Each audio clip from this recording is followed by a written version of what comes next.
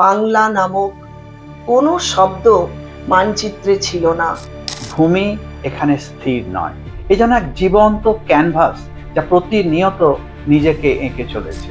কোনো রাজনৈতিক সীমানা আসার বহু আগেই প্রকৃতি এখানকার মানুষের জন্য এক বিশাল উর্বর মঞ্চ সাজিয়ে রেখেছিল। প্রায় 12,000 বছর আগে বাংলার মানুষ ছিল শিকারী এবং সংগ্রাহক।